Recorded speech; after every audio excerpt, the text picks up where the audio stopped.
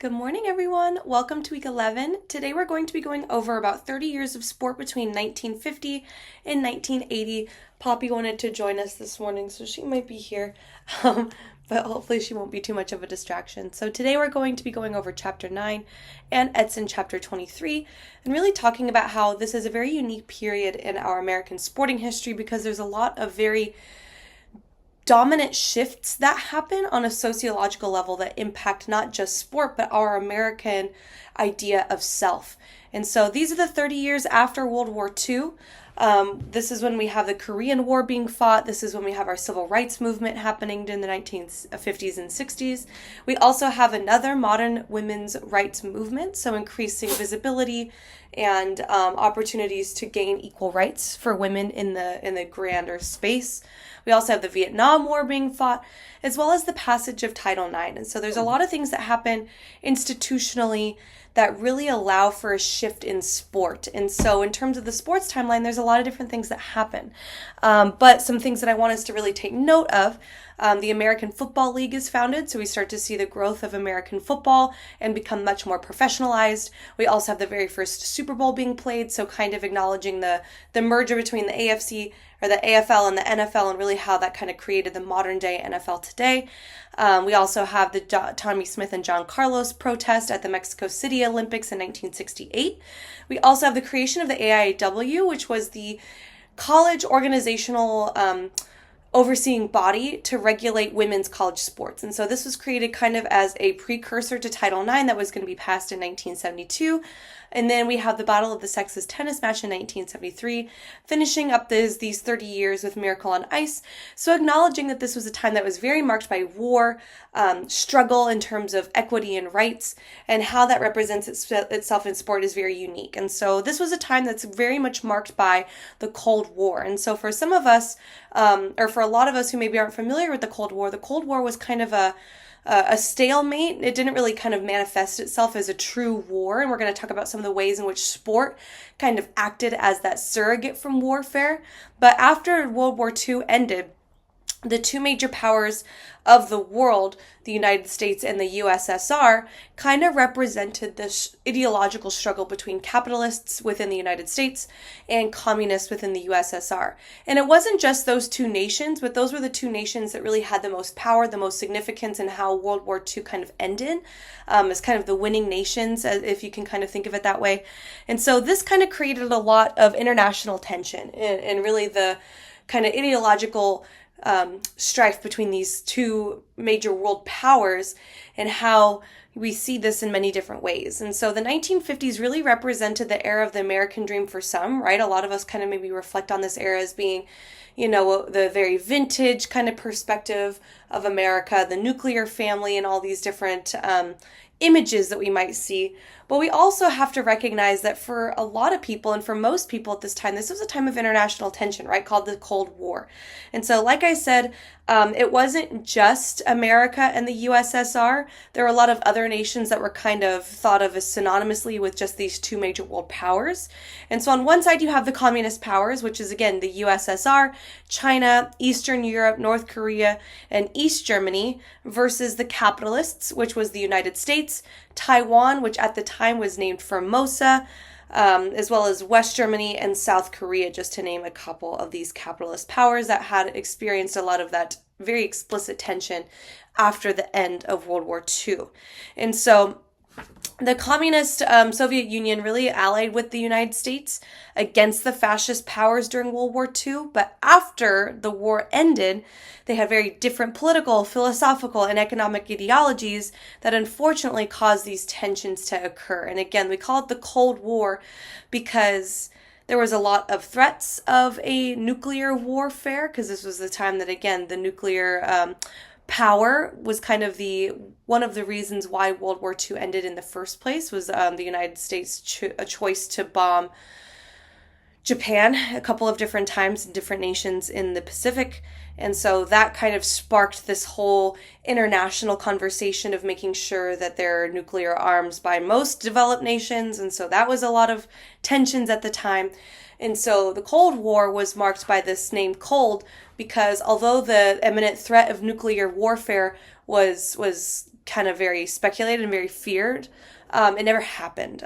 Yes, there were some instances of bombs, of some instances of nuclear incidences, but never in the grand scheme of a nuclear holocaust that a lot of people were very frightened of. And so, all this to say, the reason why it was a Cold War was because the capitalist and communist parties had other modalities to kind of hash out these tensions. And so, sport really proved to be a unique medium to provide this surrogate form of warfare between capitalists and communists. And there's a lot of different examples of this, specifically in the 1950s and 60s. But the Cold War really extended through the 90s, or through the mid-90s until the USSR fell. But all this to say, sport was one of the ways in which we kind of were allowing our tensions and differences to be hashed out without killing, genociding entire millions populations of people. And so I'm going to go ahead and talk about those examples now. So to give you some examples of various ways in which we see these ideological tensions being hashed out in sport, in the 1950s, Soviet weightlifters started to use steroids. And so in a lot of their competitions, they were winning. And as we've seen before, sport and sport dominance isn't just sport dominance. It also kind of translates into cultural dominance, ideological dominance. And so with having Soviet weightlifters starting to win their contests, that was a really big kind of blow to these capitalist ideals. And so in the 1950s, again, although the Soviet weightlifters were the first to start using steroids, the first to start winning these competitions, the United States athletes soon followed after to try to, again, get some of that clout back on the sports scale.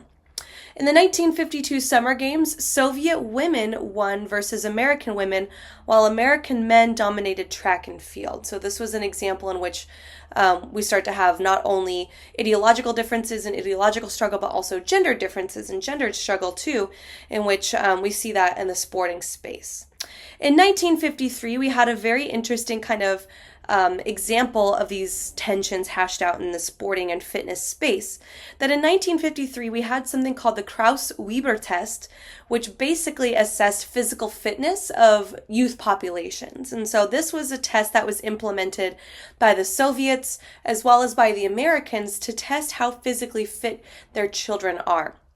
And so the Kraus-Weber test proved that Soviet children were more fit, at which 93% of Soviet children passed this test, while only 40% of American children passed this test. And so this was a huge blow because, again, as we've talked about in other instances of American history, it's important to be perceived as both ideologically, intellectually, and physically strong. And so having our young generation not uphold these standards of strength was very problematic in order to say that this is the next generation to continue these American democratic values.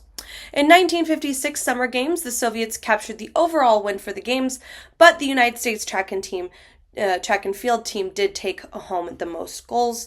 In the 1960 Winter Games, the United States wanted home field advantage to win, but that failed when the USSR eventually took the most medals. In the 1960 Summer Games, we had notable stars like Wilma Rudolph, Cassius Marcellus Clay, but the USSR eventually took overall competition. And then all this to say, the 1950s, 1960s, back and forth of who kind of had this dominance in sports. Something very interesting and different happened in 1962. In 1962, Stanford, as in Stanford University up north, their track coach, Peyton Jordan, invited the Soviet track and field team to Palo Alto, California to meet and compete against the Stanford University track and field team. And this was a really big deal because, again, not only did it hash out kind of these international tensions, but it was so popular that it gathered the second largest non-Olympic crowd that's ever been documented before. And the athletes created such strong bonds of friendship. They displayed a magical moment of camaraderie because they were walking arm in arm across the field. And so this was a very vivid example of how, again, to Pierre de Coubertin's kind of idea of world peace, this was an example of that in which sport can be utilized to establish world peace, even though they come from different nations, different ideologies, different backgrounds. And so 1962 is kind of the countercurrent to a lot of ways in which sport was used to dominate others. This was an example of ways in which sport was used to create connection. And so sports served as an escape from a lot of tensions within the Cold War. People kind of threw themselves at sport to distract themselves from other areas of their life, kind of like what we saw with the Great Depression. But it also reflected a lot of these ideological warfares that we have in this space. And so, yes, this was a time marked by a lot of changes, a lot of warfare, but we really have to thank the development and evolution of sports media for making it such an impactful medium for this ideological tension to be hashed out with. And so this was an era in which sports media became a lot more accessible and changed in a variety of different ways. And so there's two main forms of media that kind of developed during this time. The first we're going to talk about is magazines. So sport, as you can see here, Sports is a magazine that was created in 1946, and they really kind of established themselves as very different because they wrote about athlete personal lives. They also wrote about them as very well-rounded, very holistic people, which in contrast to the last decade in which people would actually kind of glorify them. And so people during the 1940s really wanted to see athletes as people, not necessarily glorified heroes, right? The golden era of sport was over. The idea that athletes aren't these golden people, that they still make mistakes, they still have issues, was kind of the forefront of a lot of media development, specifically within the magazine world at this time. We also have Sports Illustrated, which is probably a very recognizable name to a lot of us. That was created in 1954, and it very much appealed to upper class audiences. They had a lot of slick photography, they had very crisp writing styles, and initially they really only covered upper class sports like yachting and polo. Eventually they made it so it appealed to pretty much any and all sports, more mainstream sports, but that's kind of the cultural foundation of Sports Illustrated. And then, as kind of a subsect of Sports Illustrated, we have the creation of the Sports Illustrated Swimsuit Edition, which was created in 1964. And this really forever changed gendered roles and expectations in sport. Yes, we have kind of this new age heuristic kind of wave that was established in the early part of the 20th century with body culture. But having magazines and televisions really have a much more widespread reach to establish this kind of objectifying sexualization of athletes, specifically for women athletes. This forever changed that kind of appraisal of value, in which athletes, in particular women athletes, can be absorbed and digested as, yes, athletes, but also as sex symbols. And magazines were one of the first media outlets to really capitalize on this value source. We also have TV really growing during this time as well, in which televising sport isn't necessarily new during this era. It began in the 1930s, the late part of the 1930s in 1939, in which the very first game that was covered by television was the Princeton-Columbia baseball game. But it wasn't really accessible. Most people didn't have televisions, and televisions in the 1930s and 40s were very rudimentary. They didn't really have good picture, they didn't have good sound. And so in 1948, only about 7,000 Americans had a TV. And this was really, again, for folks in the upper class who wanted to get the first taste of this new type of media. However, this really kind of started the television boom for mainstream America to be able to have access to TV. So in 1950, again, just a mere 2 years later, 4 million American homes had TVs. In 1953, 20 million American homes had TVs. And then by the end of this era in 1960, 160 million American homes had TV. And initially, it was really limited to boxing, wrestling, and roller derby, but eventually grew to cover all mainstream sports. Because of this TV boom, athletes became instant celebrities and really allowed folks to distract themselves from the current political climate. Very similarly to how we saw a very gross increase in the amount of people on social media during the COVID-19 pandemic. People kind of latched on to this distraction to really allow folks to not think about the global pandemic, very similarly to how TV allowed people to focus on sports and not necessarily the international tensions through the Cold War, the Korean War, and the Vietnam War. And so all this to say, TV and baseball grew very closely together during this era. Even though initially TV really only covered very niche sports, baseball was extremely popular with this TV boom. The very first sports telecast that reached a wide mainstream audience was in 1951 of the Brooklyn Dodgers New York Giants World Series pennant competition, and I'll actually show you the clip of that in a second. But first, I wanted to talk about how significant this baseball game really was. This was, I believe, Game 7 of the World Series, if not 6. But this shot of this video that we're going to see in a second was really kind of written by sports writers. This home run that happened during this game was considered to be the shot heard around the world, which, if some of us have ever heard of this kind of phrase before, was marked by the Revolutionary War, the American Revolutionary War, the shot heard around the world to start the American Revolutionary War. People were very intentional with causing or kind of creating this, bridge between the impact of the American Revolutionary War and this home run that happened during this World Series pennant contest, because it was so transformational for America to be able to see this live for the first time ever. It created a sense of community, it created a sense of fandom, and really kind of recreated this idea of American identity. Just because of this one home run that happened during this World Series contest. And again, it was considered the shot heard around the world because at the time, 70 million people were watching this home run in real time. Yes, it was the people who were watching it in New York, but it was also people who were watching it in TV in their homes, TV in bars, TV in hotels, which were one of the most popular mediums to be able to watch sports during this time. And so TV, especially within baseball, really affected the commercialization of the sports, in which some businesses very much made a lot of money with this marrying of TV and baseball. Taverns, hotels, public areas that had televisions kind of attracted customers and allowed for them to have a much more profitable business because they broadcasted sports to their patrons. And so people wanted to watch sports, they wanted to distract themselves, so they would go to these areas if they couldn't afford a TV at home. And so bars, taverns, hotels, public spaces that had TVs started to experience a much more greater influx of money.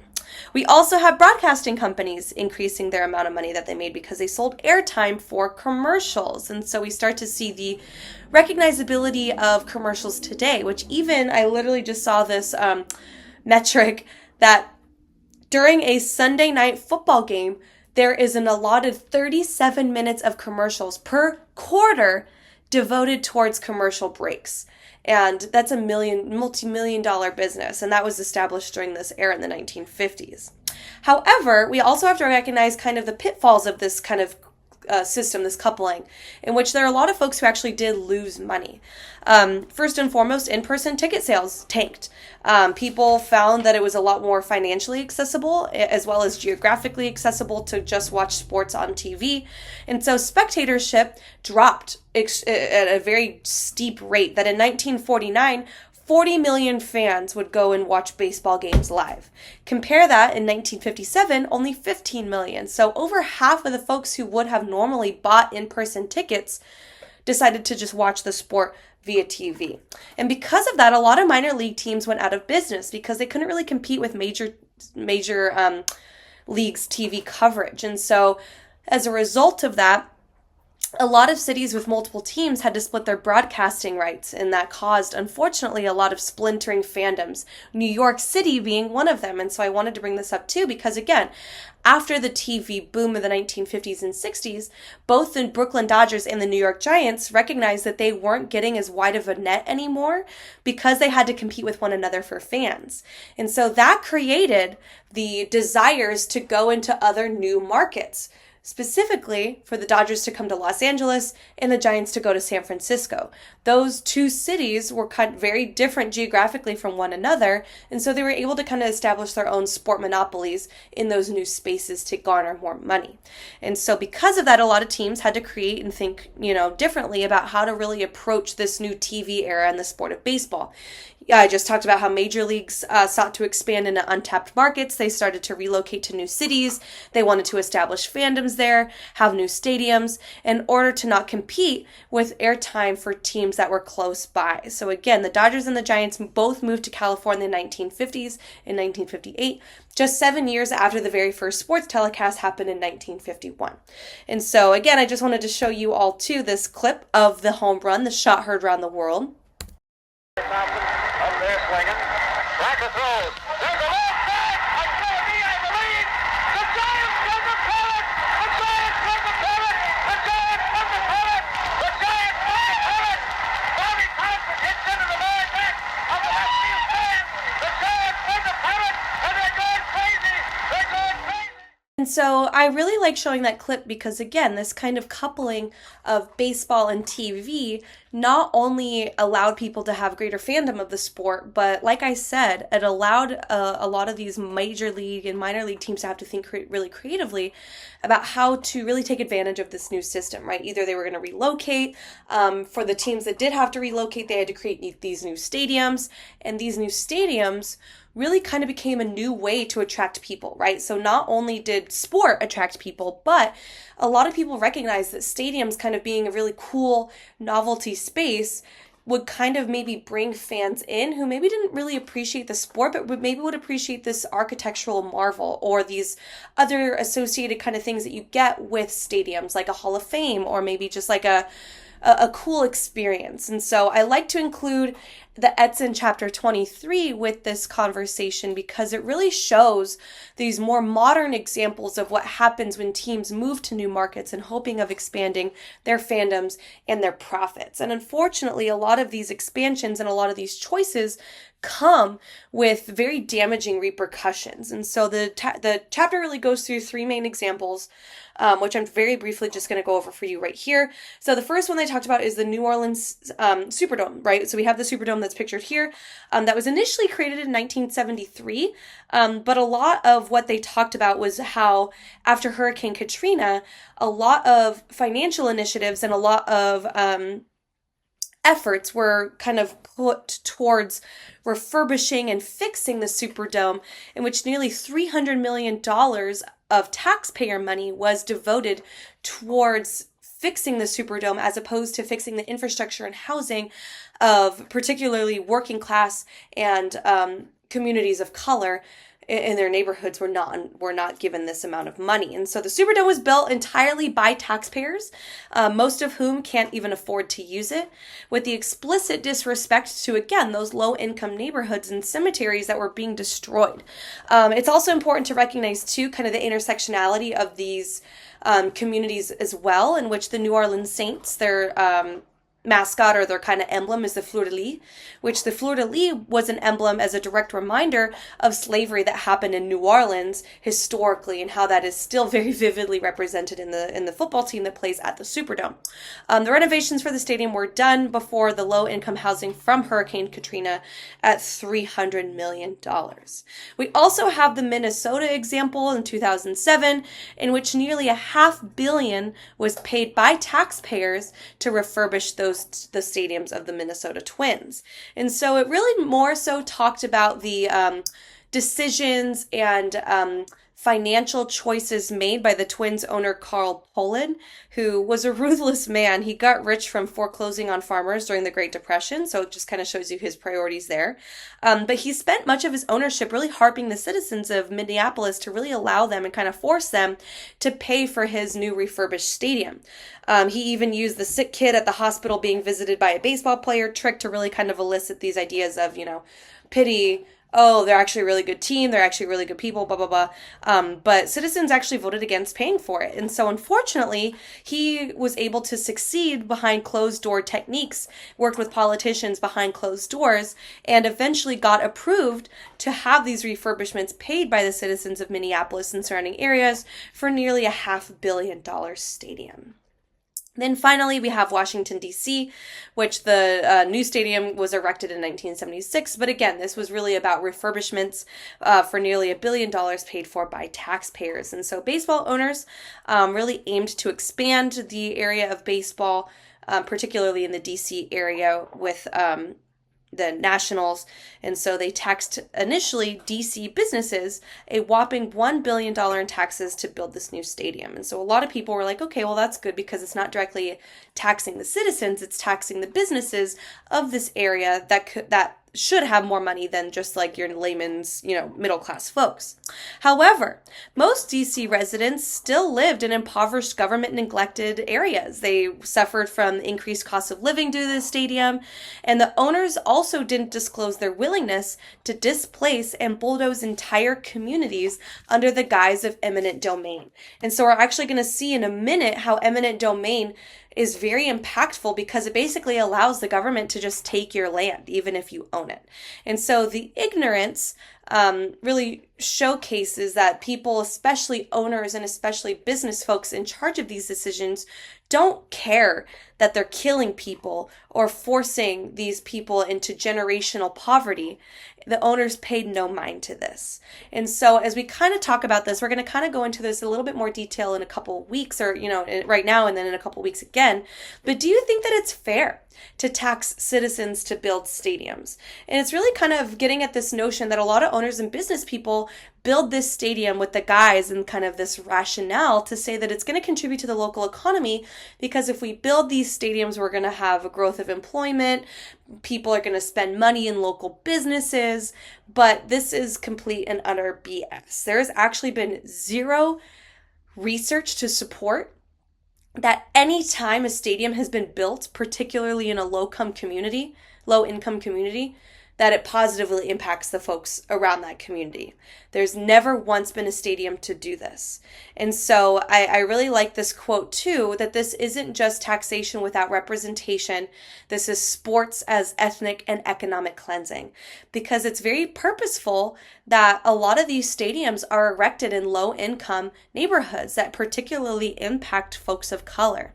And so a lot of these examples are in the Midwest, and also on the East Coast, but I wanted to show you an example of how this impacted our community in Los Angeles directly just a mere 50 years ago, or 70 years ago, but during the 1950s. And so this is one of the first documentaries for this week, so please watch this. It's linked on YouTube.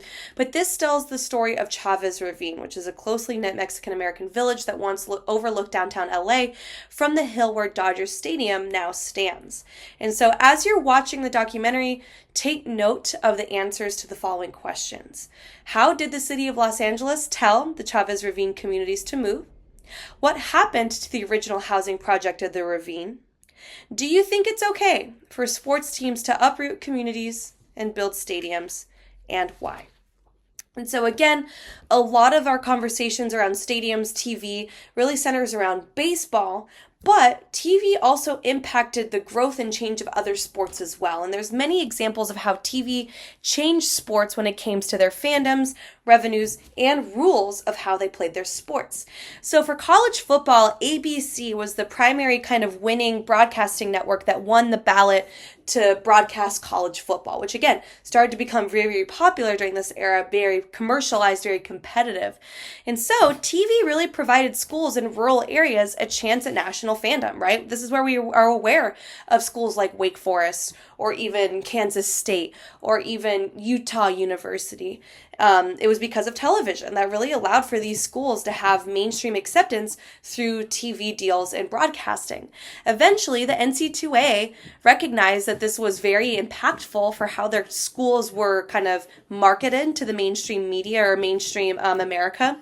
And so the NCAA, as a result of this kind of relationship with TV, reorganized their sporting institutions into the three divisions that we have today: D1, D2, and D3, in which Division I schools got the most TV coverage because typically Division I schools had the most money, but also had the most sport competition amongst themselves.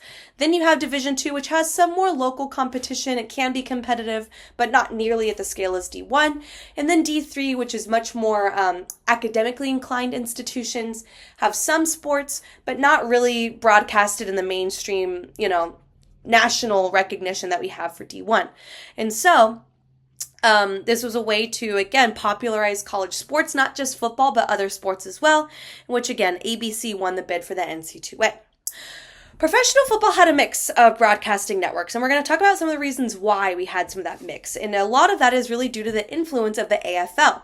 And so the American Football League began play in 1960 and initially created a rivalry with the NFL, which was established a couple of decades prior.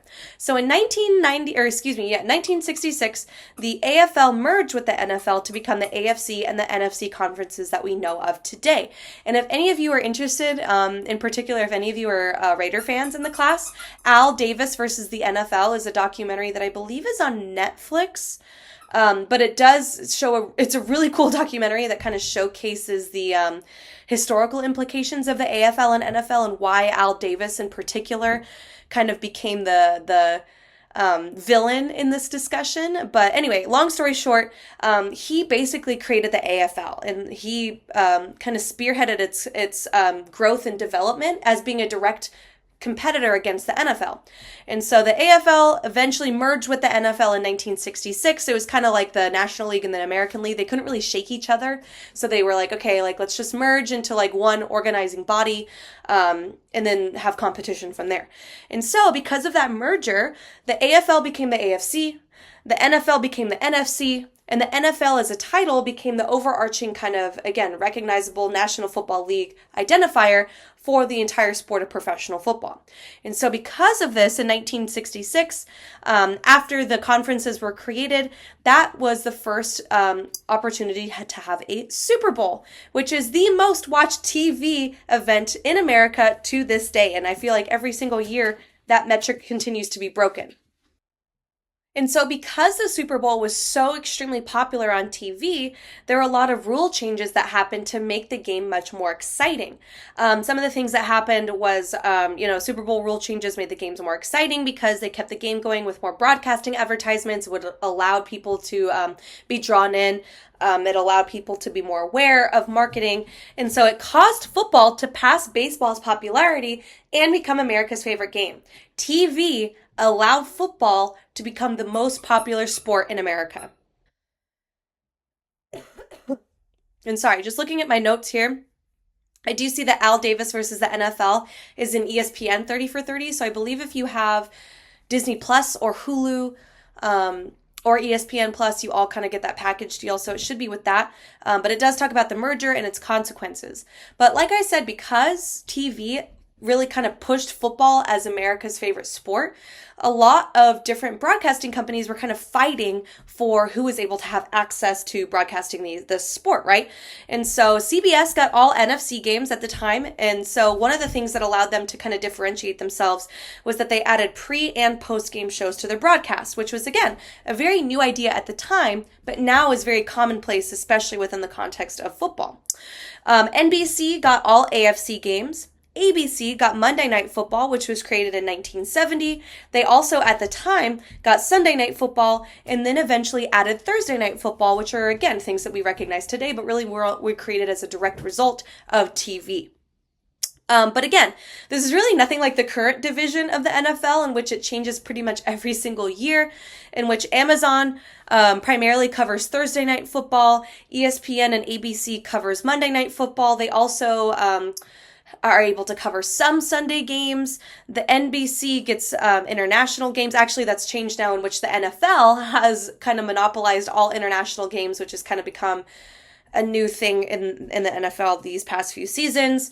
CBS primarily covers AFC games. Fox primarily covers NFC games. Again, NFL Network gets a handful of games themselves. And so it is very splintered, right? And so the splintering is not new. It was kind of established since the 1950s, and that who gets ownership kind of changes every single season, but that's something that's still very, very common today.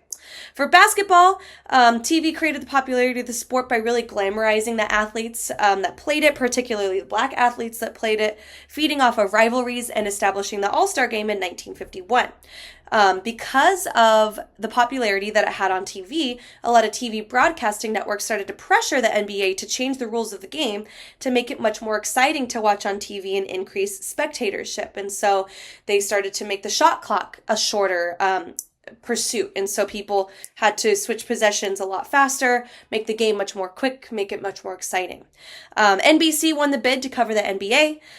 Boxing virtually disappeared from TV in the 1960s, which again, for folks watching Blood and Sport, you kind of got the reasons why.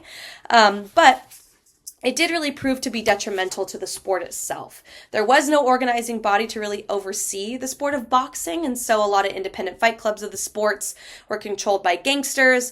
It made it extremely crime-ridden with gambling, bribery, and so the International Boxing Club, the IBC, which eventually controlled the majority of the fights, was charged with being a monopoly and was subsequently terminated. And so that's why boxing, even still today, is more of a niche sport in which one of the only ways to access boxing on TV is to have it via pay-per-view. So you have to not only have TV subscription, but you also have to pay in addition to that TV subscription to get access to watching the sport via television. We also have the Olympics during this era as well start to become very televised, in which ABC won the 1976 Olympics contract for $25 million and really brought in a new era of sports media. ABC, comparatively to CBS, NBC, really had to think creatively because they were a newer company.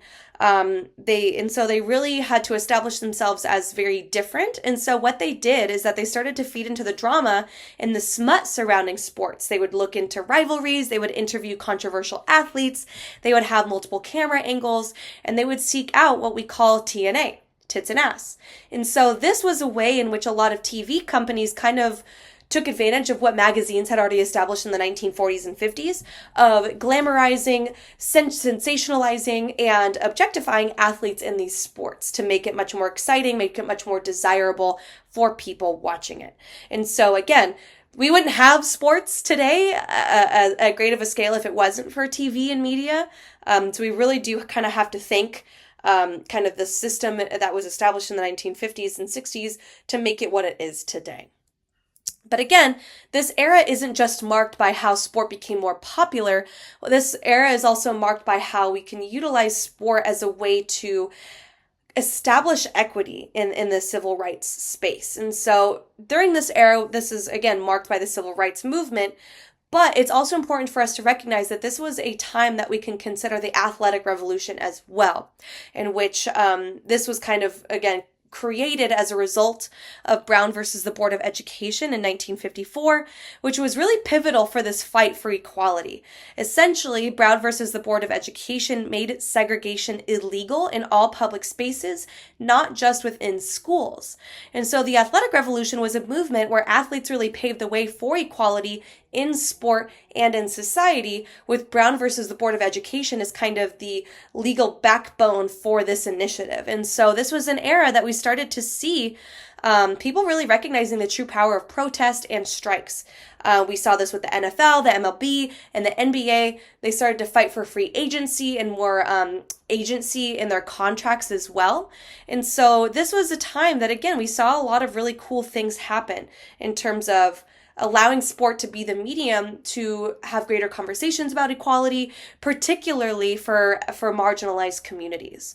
And so athletes in the athletic revolution fought against unequal pay, stacking, which we're going to get into in a second, as well as a lack of effort to desegregate sporting organizations. And so I'm going to go through a couple of different athletes, very famous athletes during this era, and arguably the best athlete to represent the athletic revolution is in the form of Muhammad Ali. So Muhammad Ali was born Cassius Marcellus Clay, an extremely famous boxer that really represented the athletic revolution best with his extremely hard stances on race, war, religion, and sport. And again, we have a documentary that really went into very much more detail about why in particular he was, again, kind of marked as this pinnacle of the athletic revolution during this era, but it was because he recognized that he had a platform as a very famous, very dominant boxer, that he was getting attention. People were paying attention to his words, and so he recognized that his platform was very influential.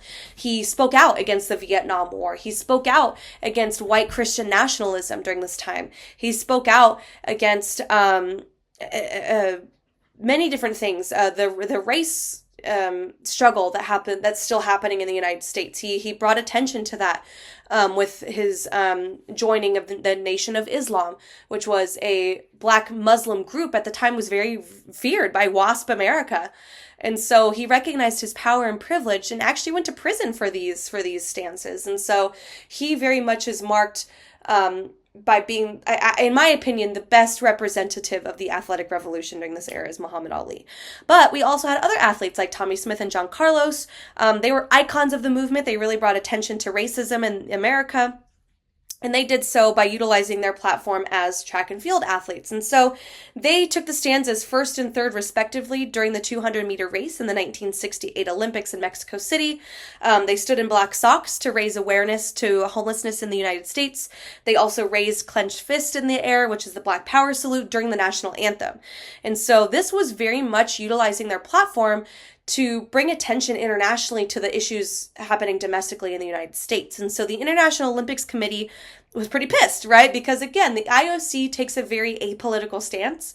They kind of still have this idealism of the Olympics being an apolitical space, that it should just be about sports. It shouldn't be about war. It shouldn't be about ideologies.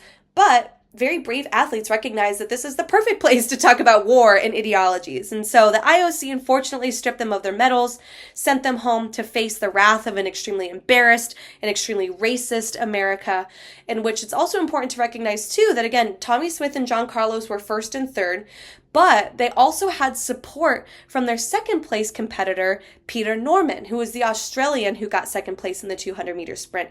He also, similarly, he wore a pin that both Tommie and John were wearing to bring awareness to racism in the United States. He stood in solidarity with them. He also faced death threats in Australia coming home, even though he was white. And so all of this to say that this isn't just an isolated American issue, that this was happening internationally as well. We also have other sports and how they utilized their privilege during this time. Billy Mills was a Native American athlete winning the 10,000 meter race of the 1964 Olympics, in which after his retirement, he served as an activist, really aiming to inspire racial and cultural pride to Native youth.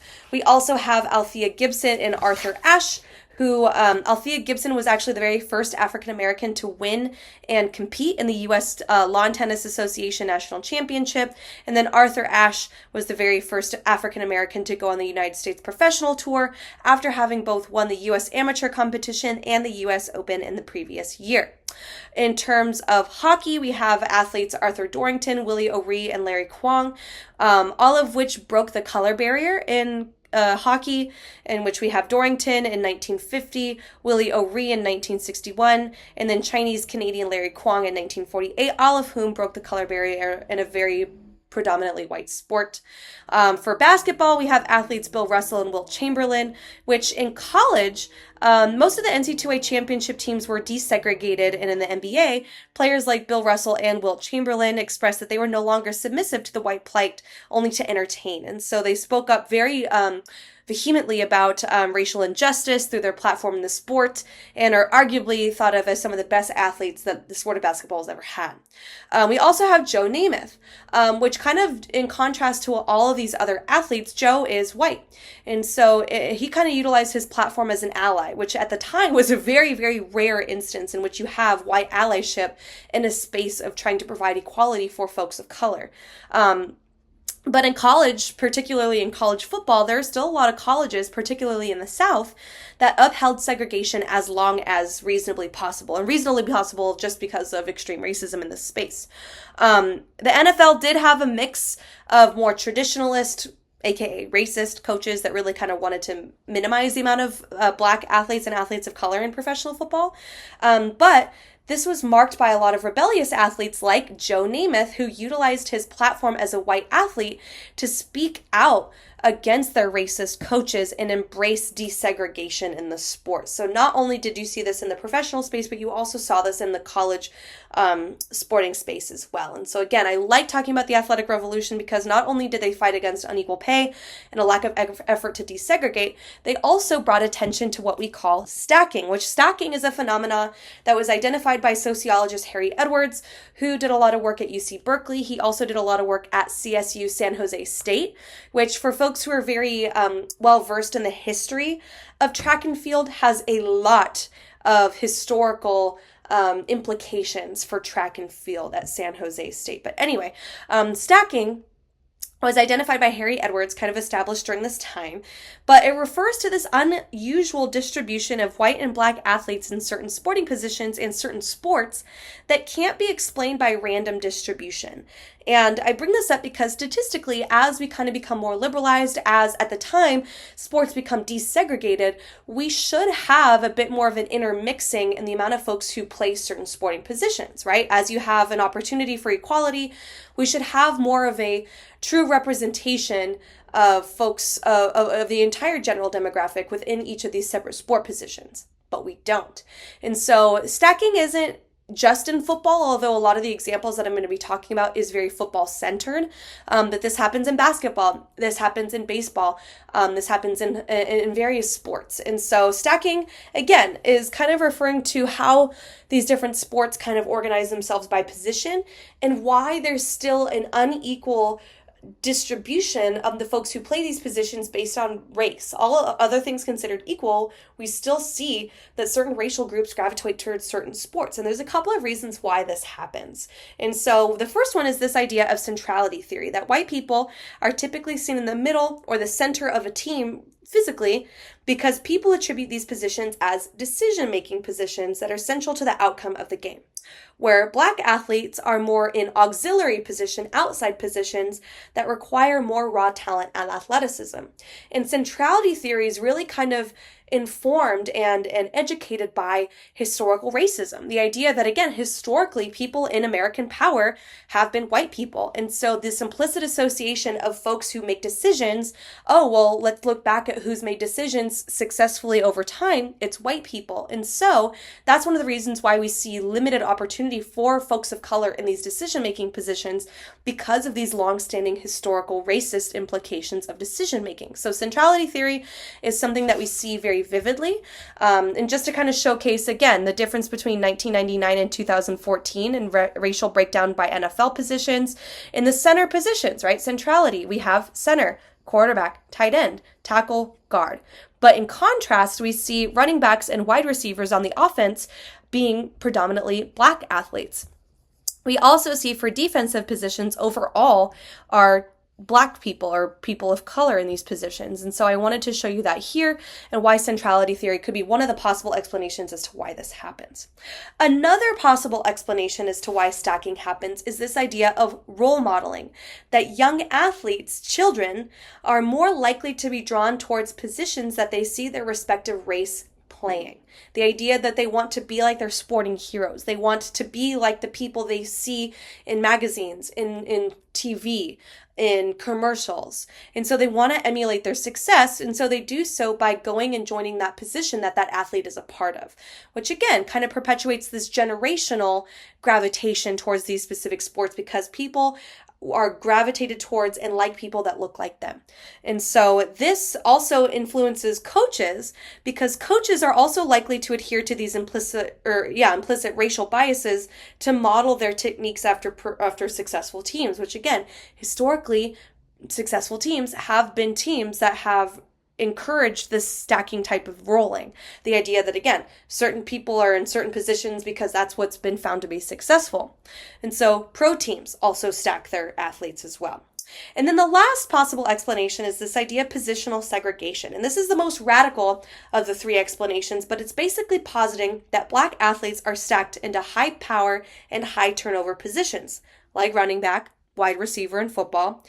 And these positions have higher wear and tear on the body. They also have an increased chance of injury and early retirement. And it might not necessarily be an explanation, but perhaps a factor into limiting their ability to move upward in the chain of power. The idea that if they cannot have a long career, that limits their earning potential, that limits their ability to be influential in terms of leadership opportunities for coaching after athletic career is over. And so this limits the opportunity for folks of color, black athletes, to have upward social mobility because, as we've talked about, it isn't just sports, right? Being good at sports isn't just being good at sports. It's about power. It's about influence. It's about notoriety. And so it limits the amount of earning power that black athletes can have because they're not able to have a long career. that limits the amount of opportunity that they can get to move upward in the chain of power, right, in terms of socioeconomics and leadership. And so all of these things basically posit that we don't really know why this happens. It could be a factor of all three, right? And so a lot of people think that this is an issue anymore because we see a lot of Black athletes being in more of these decision-making positions. Then I believe just this year, we had, for the first time ever, 50% of all starting quarterbacks were quarterbacks of color. Not necessarily all Black or African American, but other athletes of different racial and ethnic backgrounds as well.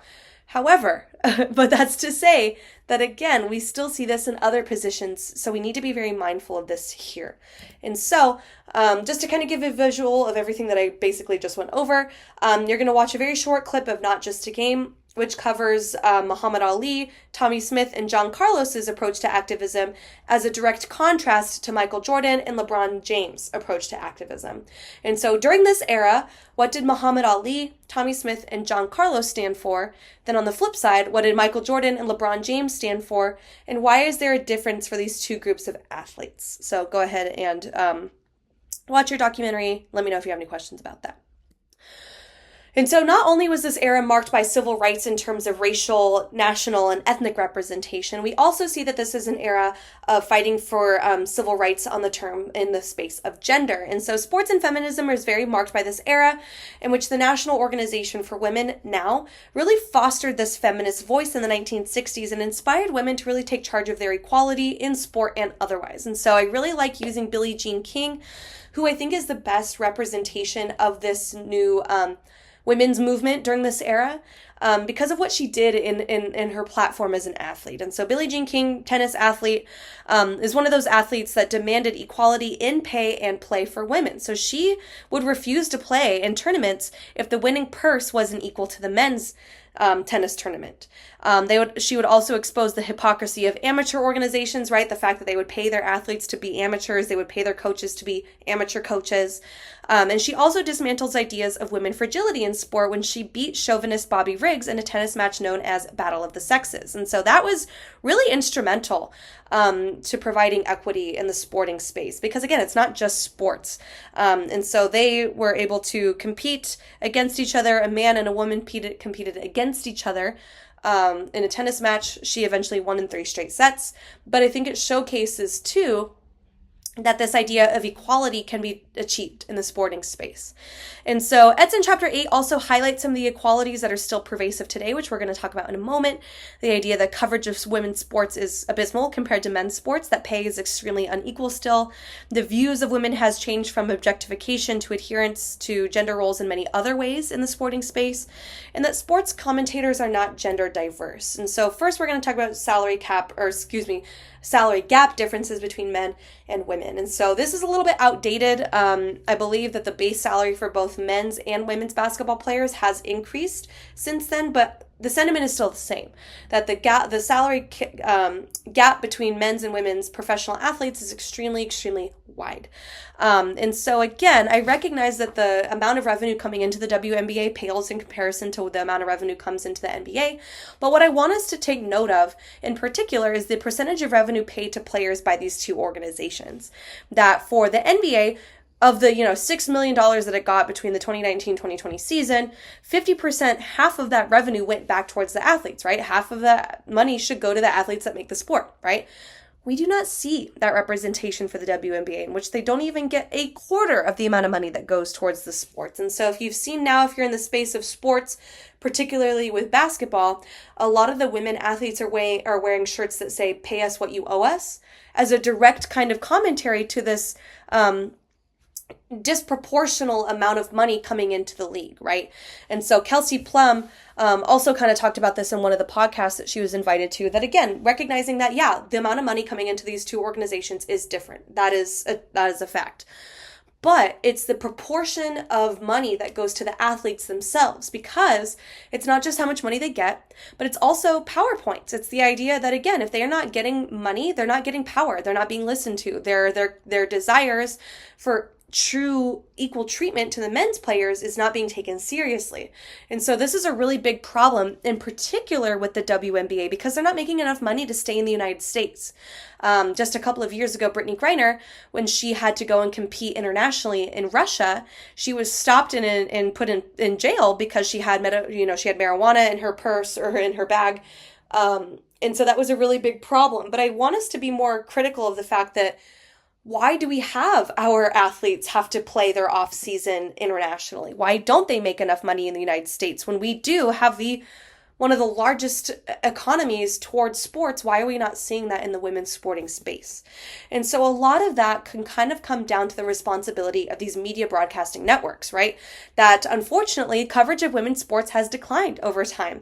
And many things really prevent us from knowing if increasing women's sports screen time will make it more popular. And I kind of want to go to this research here of researchers actually asking people, why do you not watch women's sports? And the overall most popular answer was the lack of media coverage, that there just isn't an opportunity to watch it in mainstream, ABC, Fox Sports, ESPN. The second most common reason is prefer watching men. And I think a lot of that is really kind of informed by what's normalized, what's accessible. Unsure on the reason, women are less entertaining, women are inferior at sport, social conditioning is kind of like a meta answer, or just general limited interest in sports overall. And so I think all of this is important for us to recognize that, again, if given the opportunity for fandom will come. But we still have experiences in differing gender perceptions in which people attribute women's sports to being more feminine and other general attitudes around women and women's sports as being lesser than men, because as we've seen historically, the default is men's sports and everything outside of that is considered to be inferior, even if it is still as competitive, still as dominant as the men's sports that came before it. There are also gendered differences in how people watch sports, as you can see in this graph right here, that generally we find that men spectators are more avid fans of sports compared to women fans, which would be considered more casual or not fans of sports at all. And again, I think a lot of that is kind of this idea of role modeling, that you don't know that you're welcome into a group or into a space because you don't see yourself represented in that space. And so when you consider, again, the reflection of media coverage today, a lot of what we talk about is the growth of media in sports, is what came first? The lack of media coverage of women's sports or the unpopularity of women's sports? Because there is a huge interest in women's sports, as we've seen today, that this decline over time of women's broadcasting from 1989 to 2009, women's sports networking is the lowest it's ever been. That, I believe, has now changed in recent years. I think with the growth of the WNBA, I think the growth of professional, unrivaled basketball, professional volleyball, professional softball, professional soccer as well, really showcases that if there is an opportunity to watch, people will watch. Kansas City, arguably one of the most popular sports outside of the Chiefs, is their professional women's soccer team. They created a whole stadium just for their women's soccer program. And so now the responsibility really lies in media outlets, because again, if you think economically, this is a niche sport. People will gravitate towards something through the novelty of it.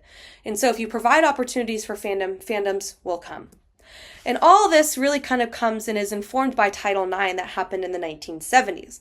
Title IX, by definition, is an educational referendum, and it's defined as no person in the United States shall, on the basis of sex, be excluded from the participation in, be denied the benefits of, or subjected to discrimination under any education program or activity receiving federal financial assistance. And so, initially, this was created as a way to provide equality in the educational space. But, as we've seen in this class, how we've kind of married education and education and athletics very much exists in the space and kind of the scope of Title IX, that these activities that they're talking about is sport activities as well. And so as the struggle for Title IX kind of developed, in 1971, before Title IX was passed, we have the creation of the AIAW, which is the Association for Intercollegiate Athletics for Women. This was created as a direct kind of response to Title IX probably being passed, the idea that after Title IX is passed, there's going to be a lot more girls and women interested in playing sports. We need to have an organizing body to catch these women, right? And so the AIW gave women college athletes more sporting opportunities and lobbying efforts to really allow for them to have organizational support for their sport competitions. And so in 1972, Title IX was passed. Again, this was an educational amendment that required equal opportunities for genders, all genders in a schooling institution to receive financial aid, federal financial aid, which caused a bunch of things to happen, right? Title IX was very transformative in the sporting space.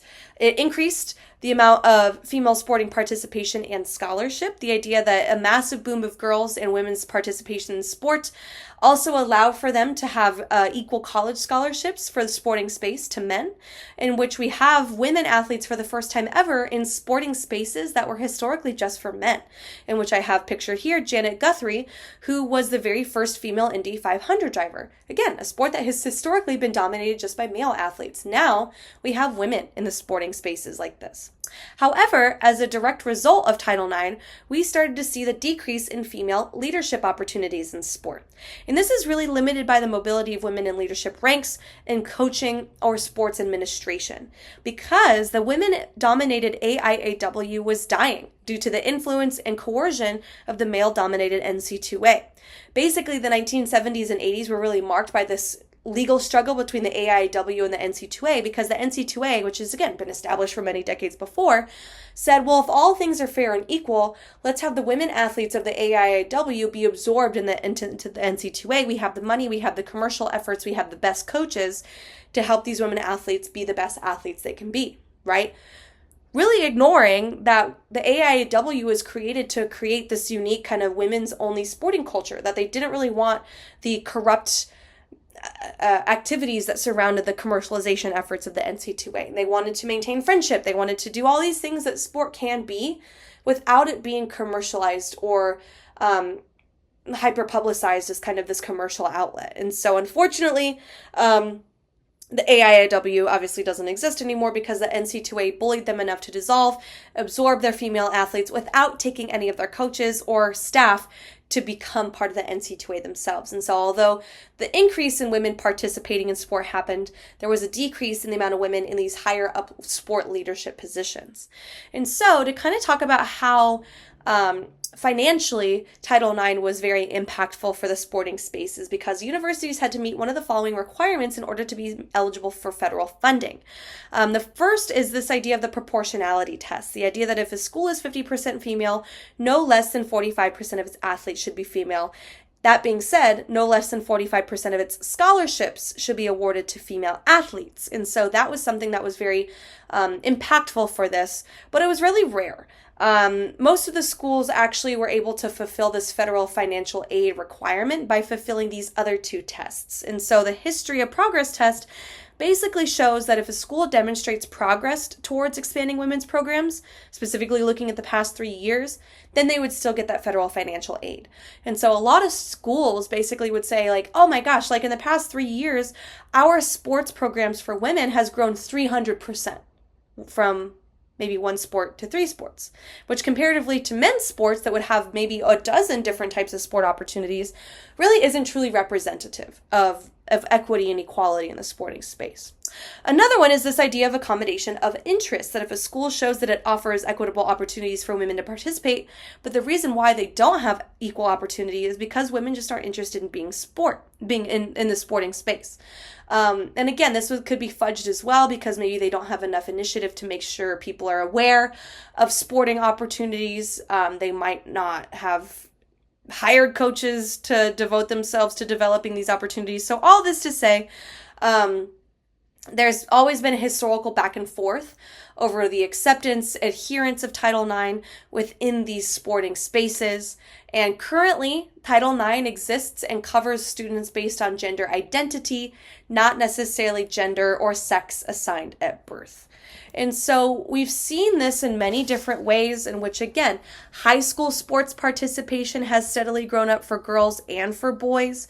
We see this for college athletics as well, in which, again, male college athletes has steadily grown, but we see that extreme growth here for female college athletes. And then this graph here showcases that not only are the amount of female Olympians being accepted in this space, but we also see an increase in the amount of events allowed for women during this time. And so again, we see this here, in which nearly 50% of all Olympians are women athletes in women events. Unfortunately, like I said before, the amount of women's teams coached by women has actually steadily gone down since the passage of Title IX because of the NC2A absorbing and poaching athletes, poaching sports.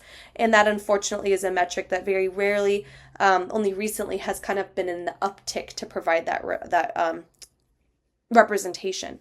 And so a lot of universities were actually looked at to really see, okay, how does this metric really represent itself by different sporting cultures at different universities? And so the Tucker Center for Research in Girls and Women in Sports really looked at a lot of these major universities across the nation to see of their women's teams, how many of them are actually coached by women. And so if they get an A grade, that means from anywhere from 70 to 100% of their women's teams were coached by women. So this isn't really even a straight scale for grading, right? This is literally a 30% margin of, anywhere from all of their sports teams all of their women's sports teams are coached by women to 70% of their sports teams are coached by women.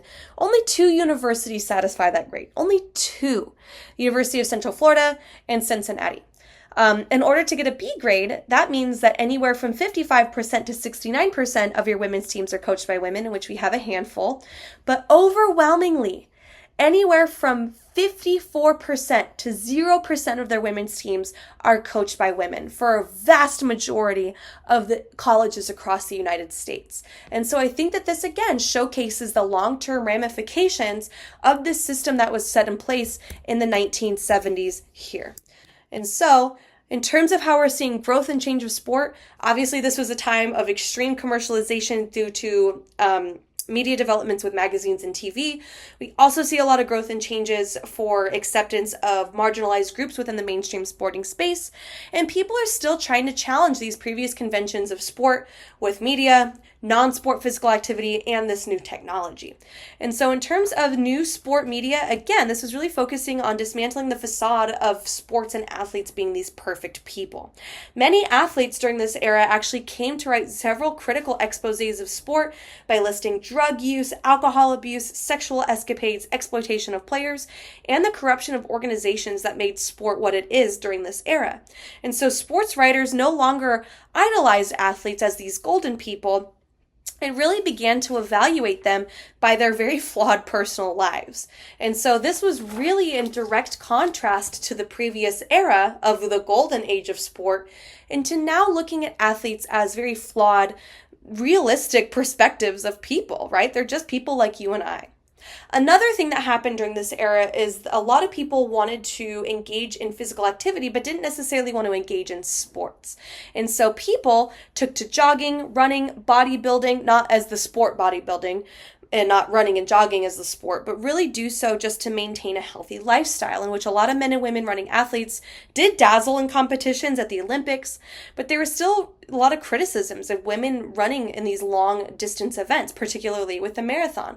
And so as you can see here, this is an image of Kathy Switzer, who famously enrolled herself in the Boston Marathon in 1967 under the pseudonym Kay Switzer. Kay could have been anything, right? Keith, whoever, Kevin, but she wanted to run the race. And so you can see here that there's a lot of different men surrounding her, right? She was one of the only women who registered to run the event. A lot of other women actually did run the event without a bib, but she actually had one. So it was kind of one of those things, it was kind of a middle finger to the system, the patriarchy.